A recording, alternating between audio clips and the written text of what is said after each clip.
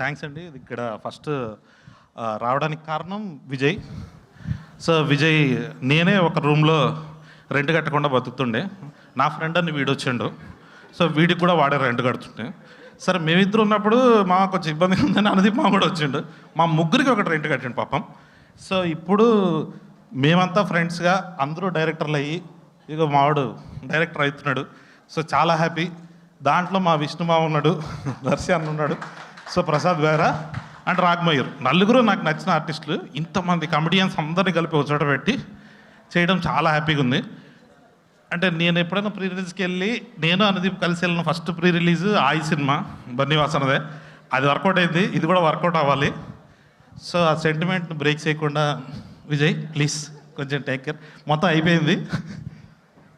Cinema అయితే చాలా బాగా వచ్చిందండి. నేను చూశాను. నేను ఫస్ట్ హాఫ్ వరకు చూపించిండు, సెకండ్ హాఫ్ కొంచెం ఎమోషన్లో నడుస్తుంది. అయిపోయింది మామ, పంపించా? ఓకే. అయితే సినిమా అయితే బ్లాక్ బస్టర్. సో నెక్స్ట్ మా ఫేవరెట్ వివేక్. థ్యాంక్స్ అండి. ఇది ఇక్కడ ఫస్ట్ రావడానికి కారణం విజయ్.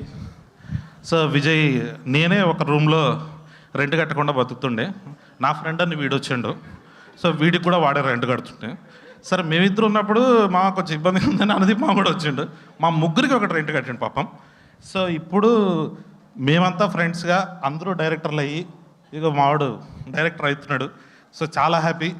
దాంట్లో మా విష్ణుమా ఉన్నాడు, దర్శి అన్న ఉన్నాడు, సో ప్రసాద్ వేరా అండ్ రాగ్మయూర్, నలుగురు నాకు నచ్చిన ఆర్టిస్టులు. ఇంతమంది కమెడియన్స్ అందరినీ కలిపి ఒక చోట పెట్టి చేయడం చాలా హ్యాపీగా ఉంది.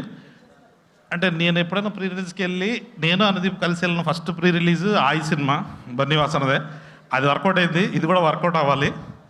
సో ఆ సెంటిమెంట్ని బ్రేక్ చేయకుండా విజయ్ ప్లీజ్ కొంచెం టేక్ కేర్. మొత్తం అయిపోయింది.